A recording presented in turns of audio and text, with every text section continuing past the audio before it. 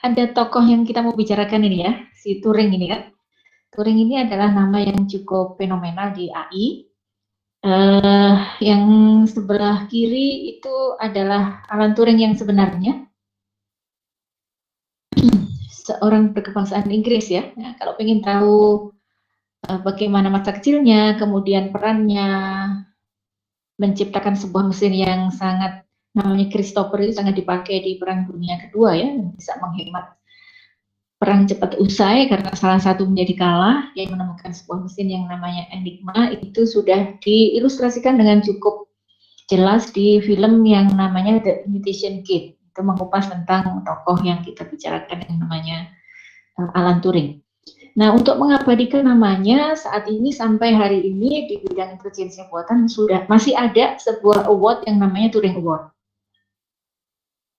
Nah, kemudian kalau kita bicara artificial intelligence, ya, sebenarnya nama ini tidak dari awal langsung bidang yang kita tekuni ini diklaim sebagai AI ya. Artificial intelligence itu adalah ada seorang yang namanya John McCarthy, itu sekitar tahun 72, dialah yang mengikonkan nama artificial intelligence. Seperti halnya data science gitu ya, itu kan sebuah branding yang dikeluarkan dan sekarang lagi ngetrend.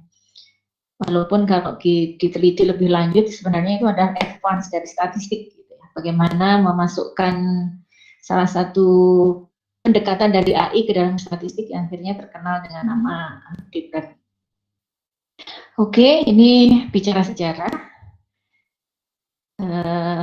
bahwa apa yang kita bicarakan itu diambil dari tokoh gitu ya, dari tokoh yang cukup fenomenal di bidang AI. Kemudian apa yang saya sampaikan ini tentang Turing test. Mungkin kalau teman-teman cari di internet, ini saya ambil gambarnya dari internet ya. Jadi dulu itu para pakar, para peneliti berantem lah kira-kira ya, atau berdiskusi, atau saling berbeda pendapat. Ini program misalnya saya klaim sebagai pengembang, ini program cerdas loh. Terus yang lain, nggak setuju itu tidak cerdas, yang masuk kategori itu belum kategori cerdas. Maka kemudian para pakar AI mengusulkan, ya udah kita buat aja ide yang namanya Turing test, tapi bukan Turing sendiri yang mengeluarkan ya. Kalau dilihat gambar di sana ya, ada 3 kotak tuh, ada 3 area. Yang satu adalah komputer dengan program yang diusulkan untuk diuji di AI atau tidak. Kemudian ada seorang evaluator yang di tengah, human questionnaire, dan ada human respondent. Nah, tentu saja untuk melakukan tes ini kalau diilustrasikan, mereka kan ada di 3 ruangan yang terpisah, yang tersekat ya, nggak saling tahu. Ada sebuah modul aplikasi switcher lah kira-kira gitu ya, switcher yang ada garis putus-putus itu sebenarnya adalah aplikasi juga, yang secara random akan melempar pertanyaan yang diberikan oleh si baju kuning. Nah, misalnya si baju kuning ini melempar 10 pertanyaan. Pertanyaan 1 oleh sistem di random diberikan kepada Neng yang baju merah. Mungkin pertanyaan kedua diberikan ke komputer yang dengan AI-nya. Secara random, terus ditanya ini kuesionernya, kira-kira pertanyaan nomor 1 tadi yang menjawab siapa? Manusia, Neng, atau komputer? Nah, jika pada batas threshold tertentu, gitu ya, kalau kita bicara statistik, secara kualitatif, jika si baju kuning ini sampai bingung, ya, mengalami bingung, yang seharusnya, yang sebenarnya dijawab oleh komputer, dia katakan itu dijawab manusia, yang dijawab manusia itu ternyata yang jawab adalah komputer, berarti kan yang berbaju kuning ini sudah tidak bisa membedakan dia itu berinteraksi dengan program atau berinteraksi dengan manusia. Maka program itu sudah bisa menyaingi kecerdasan manusia, kira-kira begitu. Nah, kemudian orang kan jadi mencari-cari untuk bisa lolos Turing test ini aplikasinya. Apa nih supaya bisa lolos Turing test ini saya harus bikin apa? Nah, kemudian ketemu tiga area ya, 3 area bidang kajiannya untuk bisa lolos Turing test itu. Yang pertama adalah supaya komputer itu bisa memahami omongan Akang yang berbaju kuning, berarti komputer saya harus bisa, program AI saya harus bisa memahami bahasa alami manusia. Terus kalau ditanya misalnya siapa Presiden Amerika Serikat, dia harus mengingat beragam pengetahuan. Dan juga kalau misalnya disuruh menyimpulkan sesuatu, ya misalnya jika semua orang yang naik motor itu memakai helm, kemudian saya ketahui adik saya sedang tidak pakai helm, apakah bisa disimpulkan adik saya tidak sedang naik motor misalnya? Itu memerlukan proses berpikir. Jadi kalau dari cerita itu memang belum kuantitatif ya, AI ini masih symbolic processing di awal itu. Jadi kalau apa? Kalau masih hitung-hitungan itu orang masih mengatakan itu kalkulator. Kalau AI ini harus symbolic processing. Berbeda dengan isu sekarang ya, deep learning itu kan malah komputasi ya, hitungan. Ya, itu proses perjalanannya. Nah, sehingga dari Turing test ini muncullah 3 bidang kajian di dalam AI. Pertama adalah natural language processing. Saya lihat ada juga pembicaraan tentang itu ya di bisa AI. Kemudian knowledge base, bagaimana cara menyimpan pengetahuan di dalam sebuah komputer. Kalau misalnya pernah dengar ada tacit dan untacit knowledge ya, pengetahuan yang ada di manusia ini di otak kita itu kan kalau disebar diratakan dengan sebuah kertas tip dalam satu kertas itu kan katanya lebarnya dengan ketebalan saya lupa ya, seperti kertas A4 bolak-balik gitu. Yang seluas itu sel-selnya ternyata bisa menyimpan pengetahuan yang kalau Anda renungkan di Anda sendiri kan amazing sejak kita ya mulai bisa mengingat diri kita siapa ya di usia balita kita sampai sekarang itu kan kejadian-kejadian itu masih bisa Anda ingat dan bisa kita pakai untuk mengambil keputusan pada kejadian-kejadian yang kita alami pada hari ini. Itu bagaimana menyimpannya? Nah, itu adalah sebuah pencarian ya, sebuah pencarian misteri Tuhan itu seperti apa Tuhan menyimpan pengetahuan di dalam otak manusia. Maka bidang kajian knowledge base ini tentang representasi apa yang dipakai untuk menyimpan pengetahuan. Nah, kalau misalnya pakai rule base, ya berarti yang disimpan adalah aturan. Kalau misalnya menggunakan neural network, maka kecerdasan itu disimpan dalam bentuk koneksi antar neuron ya yang dipakai sama bobot di setiap perseptron yang dipakai untuk membangun jaringan saraf tiruannya. Tapi apakah memang seperti itu pengetahuan manusia itu disimpan? Ya, mungkin masih menyisakan ruang gelap yang itu adalah pencarian kita untuk memahami kehebatan Tuhan gitu ya, tentang bagaimana menirukan Tuhan menyimpan pengetahuan pada diri manusia. Kemudian yang tidak kalah hebatnya juga adalah kesadaran kita bahwa manusia itu punya proses berpikir. Seperti apa sebenarnya manusia itu proses berpikir? Ini nanti akan banyak juga mengambil dari ilmu psikologi tentang memahami bagaimana manusia berpikir. Oke, kira-kira itu peran dari Turing test ya di dalam menemukan kajian. Nanti dari kajian ini kan bisa dimanfaatkan oleh manusia. Oke, kemudian pada tahun ya mungkin 70-80 jawaban-jawaban dari Turing test itu sudah banyak bermunculan dan banyak dimanfaatkan, terutama mulai tahun 90-an itu sistem pakar itu booming ya, seperti sekarang data science itu booming, pada tahun 90, 80, 90 itu expert system yang booming dipakai. Nah, orang kemudian mengusulkan challenge-nya lebih dinaikkan lagi yang namanya total Turing test. Nah, di total Turing test ini si teteh yang baju berwarna pink dihilangkan perannya, lalu sekat antara manusia si evaluator atau interrogator tadi yang berbaju kuning dengan komputer dihilangkan. Nah, jadi sekarang head to head gitu ya. Head to head ini antara si berbaju kuning dengan komputer, interaksinya sudah tidak menggunakan lagi bahasa alami gitu ya. Maksudnya tidak diketik bahasanya teks, tapi bisa berhubungan langsung dengan komputernya. Jadi sekatnya dihilangkan. Ya berarti si komputer ini dengan program AI-nya harus bisa berperan sebagaimana manusia dalam jasadnya, gitu ya. Tidak hanya insight dari manusia, tapi juga jasad dari manusia itu bisa melayani interaksi dengan interrogator yang berbaju kuning. Maka kemudian muncullah sebuah pemikiran bagaimana cara mengartifisialkan alat indera manusia. Mulai dari mata, sentuh gitu ya, kemudian apa alat indera manusia, mata, hidung, telinga ya. Itu bagaimana cara menirukannya. Walaupun sekarang kalau kita lihat ilmu yang berkembang itu baru visual sama telinga ya. Sentuhan juga sudah ada, misalnya dengan adanya robot anjing yang kalau kita sentuh kasar, ekspresinya murung dan sebagainya, tapi mungkin belum banyak. Juga hidung. Bagaimana menirukan kemampuan manusia untuk mengenali aroma. Apakah aplikasi seperti itu bermanfaat? Ternyata sangat bermanfaat pada industri-industri yang mengandalkan kualitas produknya dari aroma. Misalnya pabrik coklat, teh, kopi, terus parfum ya.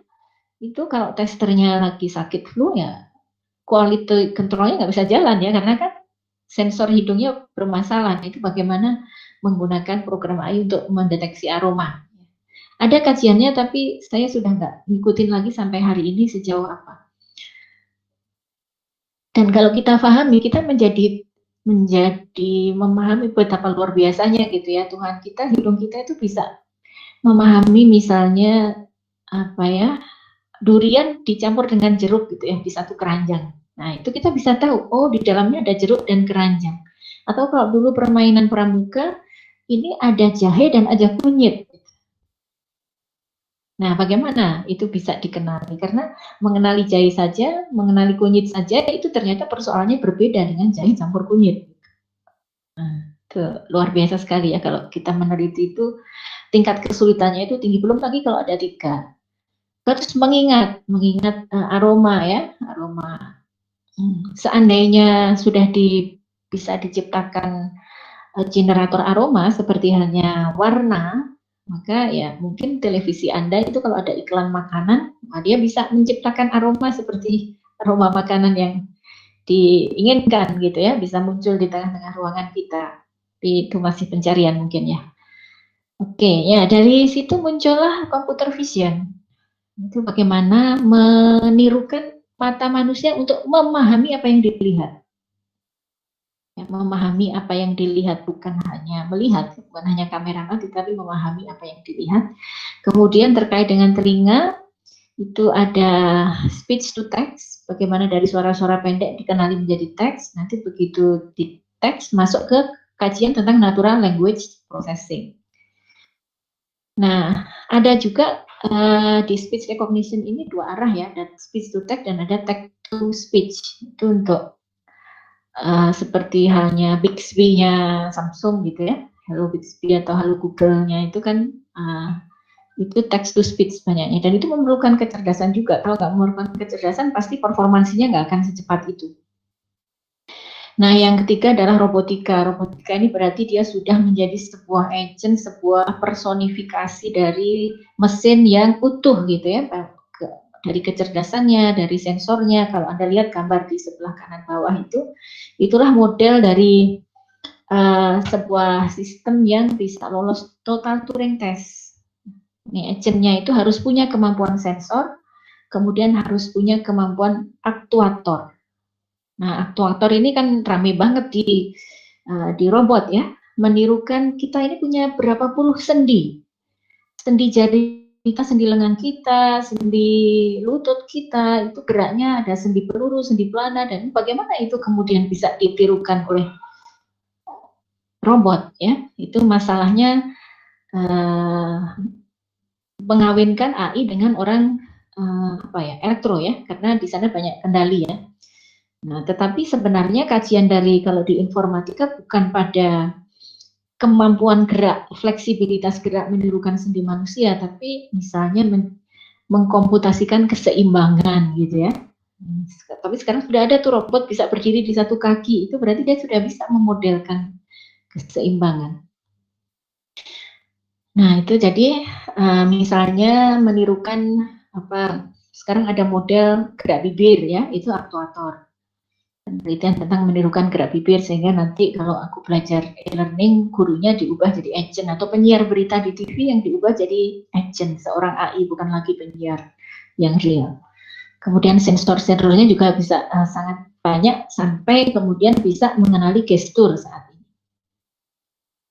Nah, itu kajian dari total Turing test ya. Nah, kemudian kalau kita lihat environment, ya, environment ini kan kalau kita masih membahas total Turing test itu diserahkan kepada alam semesta. Tuhan bagaimana memberikan stimulan-stimulan pada agent ini. Nah, ada lagi kajian berikutnya, AI itu merambah bagaimana menciptakan environment-nya gitu ya. Bagaimana menciptakan environment-nya ini berarti menirukan alam semesta untuk divirtualkan atau dimunculkan pada agent. Nah, itu yang environment itu ini game ya. Game itu adalah sebuah bidang kajian di AI yang sebenarnya bukan pada artificial intelligence diri manusia, tapi bagaimana menciptakan environment yang cerdas. Nah, selain itu juga muncul kajian tentang bioinspiring, bagaimana menirukan kecerdasan-kecerdasan alam, terutama yang komunal ya, misalnya algoritma pencarian dengan semut, algoritma itu searching menggunakan kecerdasan semut. Terus algoritma misalnya angsa atau burung atau ikan yang bisa bergerak secara cerdas dalam sebuah komunitas, itu dipakai juga nanti inspirasinya untuk bagaimana robot itu bisa barengan gitu ya. Jadi misalnya kalau ada 10 robot sedang berjalan bareng, nah gimana itu algoritma bukan hanya dia berjalan, tapi bagaimana dia bisa berkoordinasi, berjalan dengan sebelah-sebelahnya, dengan leadernya misalnya seperti itu. Nah itu luar biasa sekali kalau kita mengkaji itu, tapi ya sebenarnya semuanya kita mentafakuri dari alam. Ya, bisa dipahami ya.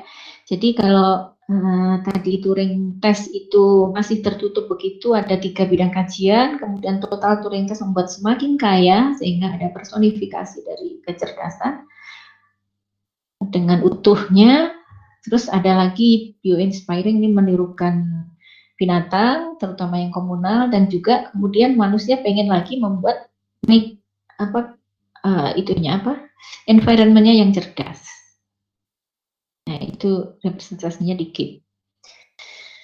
Nah, kalau bisa diilustrasikan dalam sebuah pohon, ya, ada zat-zat makanan yang diserap oleh akar, AI itu sebagai batangnya, dan ada daun serta ada buahnya, maka bisa difahami buah itu berarti yang bisa dimanfaatkan ya oleh manusia. Jadi kalau produk yang bisa kita jual itu ada di buah itu. Nah, sedangkan metode algoritma dan teknik di mana orang-orang programming, orang-orang informatika bergelut di sana, berdarah-darah, itu ada di batangnya. Nah, untuk bisa menciptakan algoritma-algoritma yang ada di batang itu, para pakar AI mengambil inspirasi dari misalnya operational research, itu ilmunya orang teknik industri, kemudian terinspirasi biologi, terinspirasi information system, pattern recognition, image processing gitu ya. Statistik, matematika, jaringan saraf itu dari biologi, dan juga ilmu bahasa, karena tadi ada banyak kajian tentang natural language. Nah, kalau dipilah sekian macam algoritma di AI itu terbagi menjadi 4 kelompok. Yang pertama adalah problem solving by searching. Sebenarnya untuk bisa menyelesaikan masalah itu, hakikat persoalannya itu adalah searching. Ya, searching itu ada 2 persoalan. Yang pertama adalah memodelkan ruang pencarian. Jadi persoalan hidup kita itu atau problem yang Anda alami, bagaimana itu menjadi node-node di dalam ruang pencarian. Jadi itu adalah semua kemungkinan titik yang akan bisa terjadi di sebuah himpunan problem. Nah, ketika seseorang menghadapi masalah, maka dia sebenarnya ada di satu titik, ya start state, sampai dia akan mencari goal state-nya. Goal state-nya itu kriterianya tertentu sudah diketahui, dan persoalannya adalah mencari jalur antara titik awal sampai titik goal. Nah, itu algoritma searching-nya Ya misalnya yang paling terkenal ada depth search, base first search, ada heuristic search, star gitu ya. Terus ada searching yang stokastik, itu ketika persoalannya sangat besar, jadi manusia nggak mungkin mencari secara pasti dari kemungkinan yang ada karena kemungkinannya itu sangat banyak.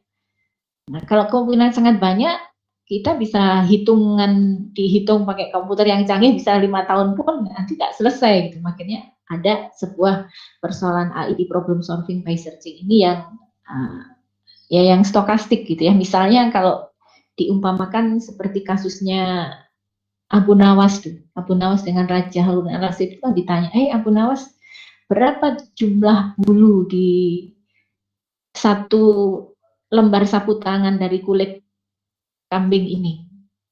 Ada kulit kambing dipotong selebar sapu tangan, Abu Nawas disuruh ngitung ini berapa banyak bulunya. Itu kan sebuah persoalan yang ngapain gitu kita selesaikan satu persatu secara deterministik gitu. Nggak mungkin ya, kita pakai pendekatan aja, pendekatan probabilistik. Itu yang nanti memunculkan istilah ada lokal maksima dan global maksimum. Terjebak pada ketika kita berada pada persoalan yang seperti tadi, kita merasa pada sebuah lingkungan itu solusi terbaik, padahal sebenarnya di dunia yang lain ada solusi yang lebih baik lagi. Itu ada lokal maksimum dan global maksimum. Ada cara-cara untuk bisa melepaskan diri dari lokal maksimum. Itu ya problem solving by searching. Nah, itu ada banyak sekali algoritma. Kemudian ada problem solving by reasoning. Ini yang benar-benar menirukan mesin inferensi dan basis pengetahuan. Ya, maka kemudian di sana pelajarannya adalah bagaimana memindahkan pengetahuan ke dalam komputer, bagaimana menyimpan pengetahuan ke dalam komputer, bagaimana membuat mesin inferensi untuk mencari pengetahuan yang relevan dengan problem dan akhirnya memberikan kesimpulan. Nah, itu sistem pakar itu biasanya basisnya adalah problem solving by reasoning. Nah, yang paling terkenal itu adalah rule based. Jadi ahli-ahli atau para pakar itu memindahkan kecerdasan alam semesta ini menjadi rule. Rule-nya ditanam di dalam sistem. Misalnya kalau Anda kenal Prolog ya, Programming and Logic, pemrograman deklaratif itu adalah salah satu engine untuk rule based problem solving by reasoning. Nah, artinya apa? Berarti memerlukan pakar ya, memerlukan pakar yang memahami karakteristik dari persoalan, menyusun rule, dan akhirnya rule itu bisa ditanam. Pakar itu tidak harus standby untuk menyelesaikan masalah, karena bisa digantikan oleh sistem. Nah, yang ketiga itu adalah problem solving by learning. Mencari algoritma supaya sistem sendiri yang menyusun rule-nya. Gitu. Inti dari learning itu. Jadi kalau problem solving by reasoning tadi, kecerdasannya itu dikontribusi oleh manusia, manusia yang berpikir, mencari hakikatnya, kemudian dimasukkan ke sistem. Kalau problem solving by learning, itu pakarnya tadi diserahkan kepada mesin, kepada algoritma, untuk mencari sendiri kesimpulan-kesimpulan dari kejadian yang dialami. Nah, kalau sehingga kecerdasan dari problem solving by learning itu sangat bergantung kepada data yang dipakai untuk belajar. Itu dosen saya, Prof. Iping itu, beliau alirannya lebih suka yang nomor 2 ya. Jadi kalau yang nomor 3 itu sebenarnya adalah statistik itu pendekatannya. Kalau statistik itu beliau jadinya kan sangat bergantung kepada data yang diberikan gitu, bukan dari seseorang yang dikatakan memang kalau manusia itu kan kecerdasannya ada aspek wisdomnya juga gitu ya. Jadi kalau yang Anda masukkan, contoh ini aja, problem solving by learning itu seperti demokrasi kita, demokrasi yang one man one vote gitu ya.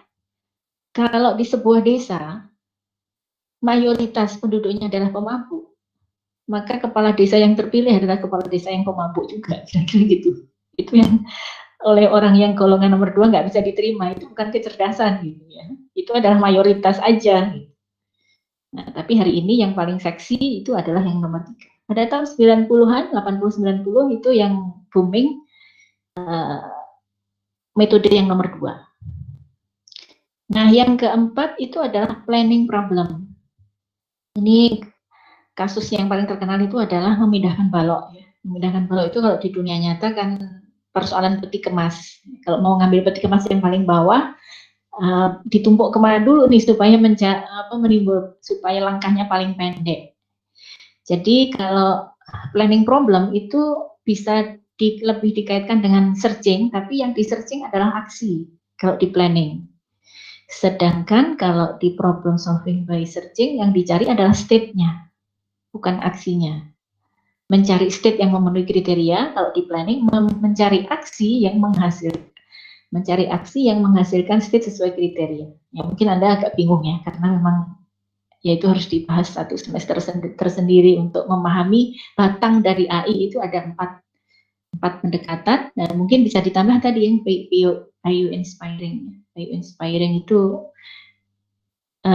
bisa juga dimasukkan ke searching sebenarnya. Misalnya contohnya algoritma itu adalah salah satu, atau algoritma genetika misalnya, itu adalah sebuah inovasi di area problem solving by searching.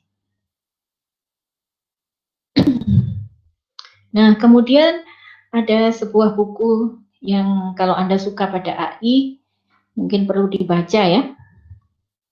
The Age of Spiritual Machine. Ini supaya kita bijaksana ketika menciptakan teknologi. Ya, kalau kita lihat, misalnya tadi ini kan hasil dari Turing Test dan Total Turing Test. Apa bedanya manusia dengan mesin yang cerdas, gitu ya? Yang bisa nyetir dulu hanya manusia, mesin nggak bisa nyetir. Sekarang bisa tuh, ya mungkin pada lingkungan yang lebih homogen ya. Kalau di Indonesia mungkin agak susah membuat AI bisa nyetir, karena di Indonesia itu sepanjang jalan adalah zebra cross. Artinya kalian kalau nyebrang kan dimanapun. Nah, itu yang perlu dimaknai, jadi hati-hati juga mengambil inovasi oke, tapi tetap saja harus dilakukan studi kelayakan. Apakah kalau diterapkan nanti membuat kita makin bahagia atau enggak gitu ya. Jadi misalnya ada Prof. Jazi itu ya, Prof. Jazi dari Jogja, dari UGM itu mengatakan di Indonesia itu IoT masih sangat panjang, mungkin nggak akan masuk ke Indonesia. Kenapa? Karena di Indonesia manusia itu masih jauh lebih murah daripada menggunakan teknologi IoT. Membuka pintu pagar itu lebih murah saya bayar. Ada seorang pembantu di rumah yang saya bisa call terus dia keluar rumah membuka pintu pagar, dan itu lebih membahagiakan daripada saya pakai remote dan katrol ya untuk menggerakkan pintu gitu ya. Nah itu contoh-contoh seperti itu. Jadi nggak semuanya yang artifisial dan cerdas itu is good gitu ya. Kita tetap harus taruh di sosioinformatiknya pertimbangannya seperti itu. Nanti kalau ada waktu kita bisa share lagi lebih banyak. Nah, saya punya kajian yang menarik terkait dengan itu. Itu bisa searching di webinar series Abdikom Jarbar, materinya tentang alam semesta virtual reality bagi jiwa. Jadi di game itu kan salah satu hal yang sangat menarik dari game itu adalah challenge ya, tugas yang menantang. Jadi kebahagiaan hakiki dari manusia itu sebenarnya adalah kalau dia diberikan tugas yang menantang, terus dia struggle gitu ya, berjuang mati-matian, terus akhirnya dia bisa mengalahkan tugas itu, bisa menang gitu ya. Itulah. Nah, dan bagaimana? Jadi game itu sebenarnya adalah, kalau di disertasi saya itu saya mendefinisikan game itu adalah seni untuk menampilkan pilihan.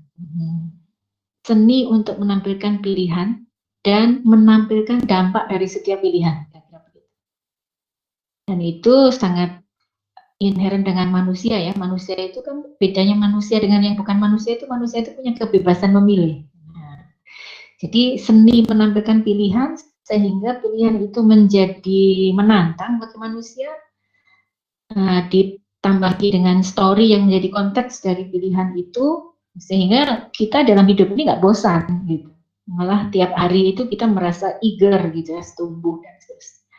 Dan itu hakikat dari kecerdasan game itu adalah adaptivity ya. Bagaimana menciptakan challenge-challenge yang adaptif sesuai dengan progres dari pemain. Nah, konteksnya sesuai dengan concern-nya. Nah, disitulah AI berperan. Contohnya misalnya menjadi apa itu kalau di game itu non-player ya, non-player karakter gitu kan. Non-player karakternya kan harus cerdas tuh untuk bisa menjadi apakah dia menjadi partner dari pemain atau dia menjadi musuh bagi pemain. Nah, di sana nanti 4 metode AI itu akan dipakai. Saya itu kalau di AI itu sebenarnya pengalaman banyak saya itu di expert system ya. Tapi terus kemudian saya bergeser ke game. Oke, closing statement-nya satu ya. Tolong tolong jangan memandang AI itu hanya learning karena ada empat pendekatan lain yang sebenarnya menunggu Anda semua untuk melakukan eksplor di sana. Salah satu contoh hasil fenomenal dari AI, kalau Anda pernah dengar, itu ada Big Blue ya. Salah, bukan Big Blue, Deep Blue. Deep Blue itu adalah program catur yang bisa mengalahkan Grandmaster tingkat dunia. Itu buatannya IBM ya. Kemudian IBM mencatatkan lagi kesuksesan yang kedua, yaitu Watson. Komputer Watson itu yang menang di Wants to be a Millionaire. Nah, itu benar-benar Turing test banget itu. Wants to be a Millionaire. Itu aja sih. Jadi kalaupun yang sekarang lagi yang booming adalah deep learning, itu ya karena kecerdasan orang AI untuk membuat itu menjadi produk yang dinikmati oleh masyarakat. Tapi kalau misalnya mau studi lanjut, masih banyak lagi model-model AI yang bisa digali. Terus sebenarnya ada partner saya yang hari ini membahas tentang Turing Machine ya. Turing Machine itu adalah sebuah, kalau Anda membahas Turing Machine, di informatika itu ada satu mata kuliah yang namanya teori komputasi. Teori komputasi itu berbicara tentang model-model komputasi yang sudah ditemukan oleh para ahli. Dan Turing Machine itu adalah level ketiga, yaitu level yang paling kompleks. Level yang paling sederhana kalau Anda belajar teori automata itu adalah finite state automata. Finite state automata itu adalah kemampuan komputasi yang hanya bisa ingat pada kekinian, sekarang. Kalau supaya bisa backtrack, ingat kembali masa lalu dan balik lagi ke state masa lalu, itu mesin keduanya adalah push down automata. Nah, yang tingkat ketiganya itu adalah mesin Turing ya, yang bisa sangat kontekstual gitu untuk menjalankannya. Yang akan dibahas Pak Oktav ya, tapi mungkin kira-kira itu Mas Rusnandi untuk closing statement-nya. Ya, selamat berselancar di ilmu AI, tapi yang sangat menarik dari AI itu akhirnya kita mengenali diri kita dan mengenali alam semesta, dan akhirnya kita sangat menyadari betapa hebatnya Tuhan sebagai penguasa dan pemelihara alam semesta. Terima kasih.